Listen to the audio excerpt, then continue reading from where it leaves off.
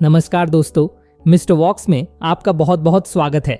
हम अपनी बॉडी को फिट रखने के लिए जिम जाते हैं, सही डाइट लेते हैं, लेकिन हमारे दिमाग का क्या? वो दिमाग जो हमारे हर डिसीजन, हर फीलिंग्स और हर सक्सेस को कंट्रोल करता है। उसे मजबूत, तेज और शांत बनाने के लिए हम क्या करते हैं? मिस्टर वॉक्स आपके दिमाग के लिए वही जिम है। यहाँ हम महान विचारों, जीवन बदलने वाली लाइफ चेंजिंग बुक्स और साइकोलॉजी की मदद से अपने सोचने के तरीके को ट्रेन करते हैं। तो अगर आप भी एक मजबूत और समझदार दिमाग बनाना चाहते हैं तो इस मेंटल जिम को आज ही ज्वाइन करें। एक सवाल है, एक ऐसा सवाल जो हम सब ने कभी ना कभी खुद से पूछा है।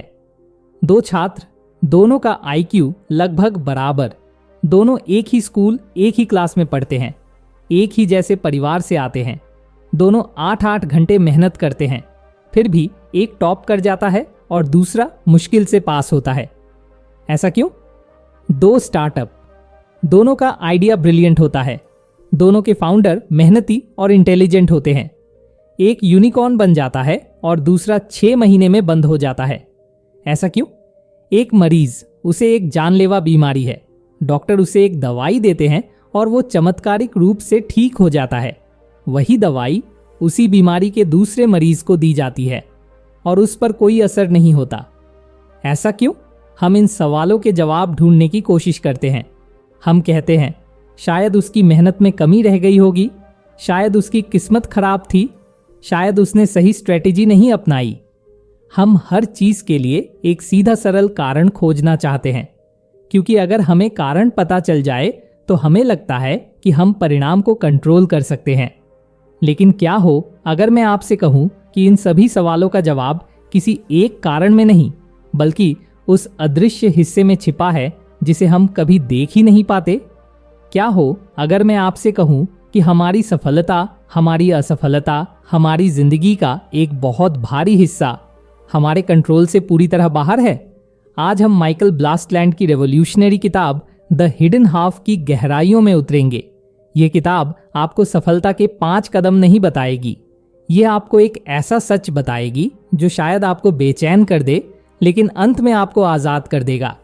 ये हमें हमारी जिंदगी के उस छिपे हुए आधे हिस्से से मिलवाएगी। चैप्टर 1, नियंत्रण का भ्रम, मतलब द इल्यूजन ऑफ कंट्रोल। किताब की शुरुआत होती है एक बहुत ही बुनियादी मानवीय इच्छा से, हर चीज को समझने और नियंत्रित करने की इच्छा। हम एक कॉज एंड इफेक्ट वाली दुनिया में जीना चाहते हैं। मतलब अगर हम A करेंगे तो B परिणाम मिलेगा। अगर हम 12 घंटे पढ़ेंगे तो हमारा सिलेक्शन हो जाएगा। अगर हम अच्छी डाइट लेंगे तो हम स्वस्थ रहेंगे।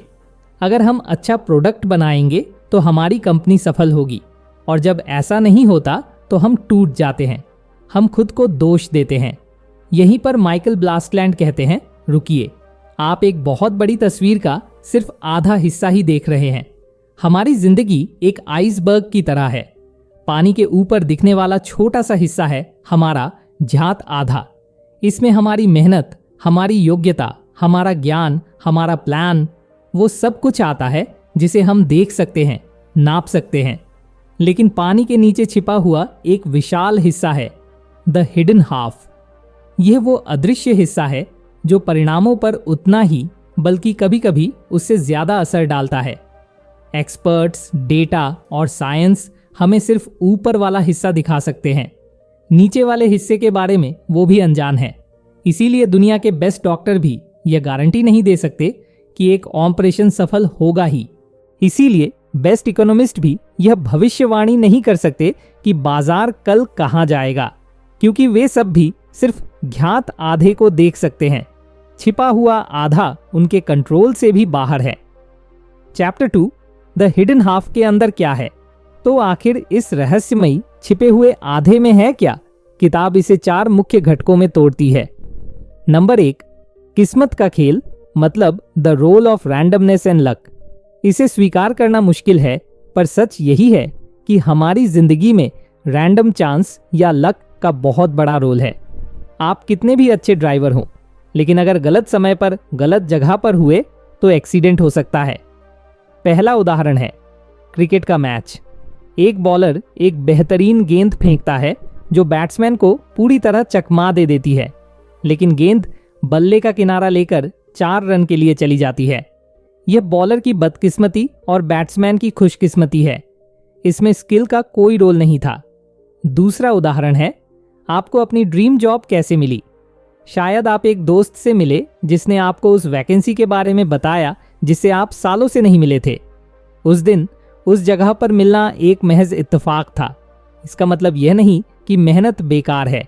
मेहनत आपको गेम में बनाए रखती है, लेकिन गेम में जीत या हार में लक हमेशा अपनी भूमिका निभाता है। नंबर 2, संदर्भ और माहौल का असर मतलब कॉन्टेक्स्ट एंड फीडबैक लूप्स। छिपे हुए आधे का दूसरा बड़ा हिस्सा है कॉन्टेक्स्ट, यानी माहौल और परिस्थितियां।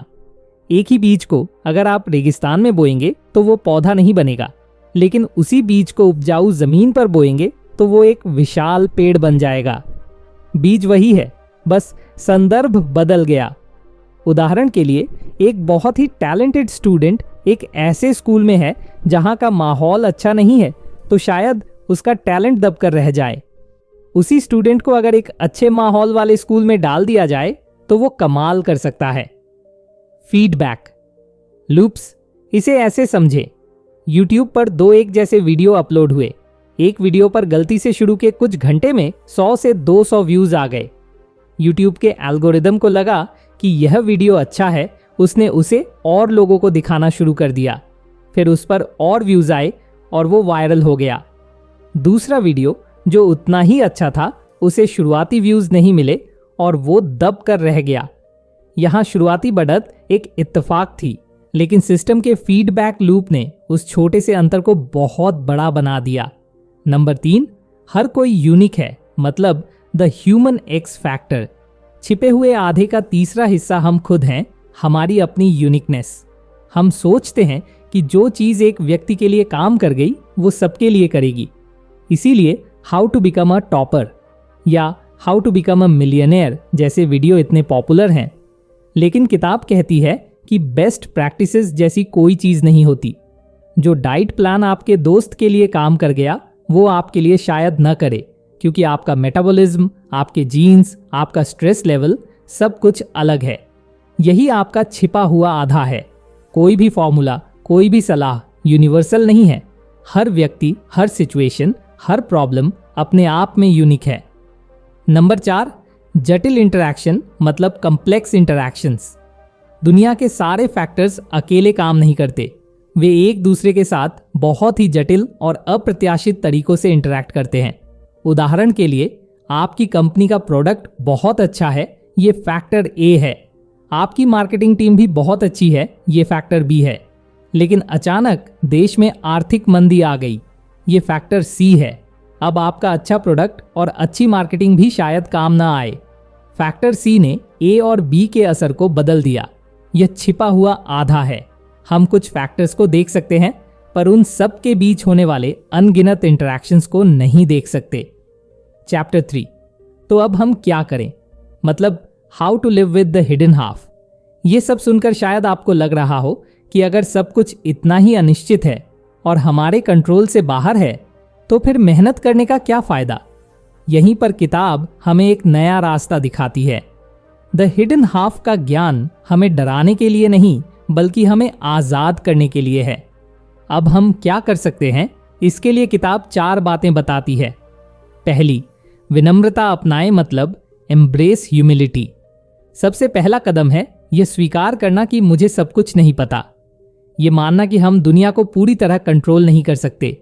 ये स्वीकारोक्ति आपको हर परिणाम के लिए खुद को दोष देने के बोझ से आजाद करती है। ये कमजोरी नहीं, बुद्धिमत्ता की निशानी है।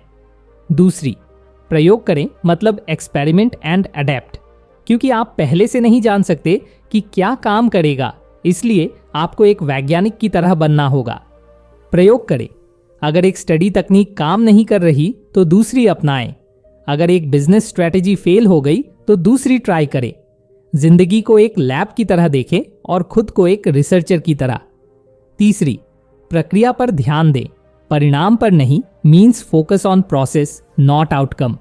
आप परिणाम को कंट्रोल नहीं कर सकते, क्योंकि द हिडन हाफ हमेशा मौजूद रहेगा, लेकिन आप अपनी प्रक्रिया और अपनी मेहनत को कंट्रोल कर सकते हैं।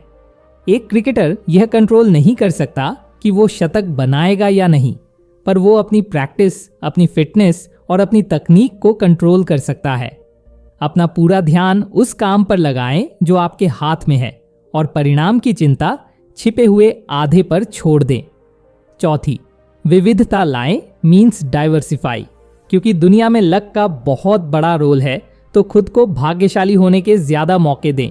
अपने सारे अंडे एक ही टोकरी में न रखें। अगर आप नौकरी ढूंढ रहे हैं तो सिर्फ एक कंपनी में अप्लाई न करें, कई जगह करें। अगर आप एक कंटेंट क्रिएटर हैं तो अलग अलग तरह के आइडियाज पर काम करें। इससे आपके सफल होने की संभावना बढ़ जाती है। निष्कर्ष, उस अदृश्य सच के साथ जीना। तो वापस चलते हैं हमारे शुरुआती सवालों पर। वो 2 छात्र, वो 2 स्टार्टअप।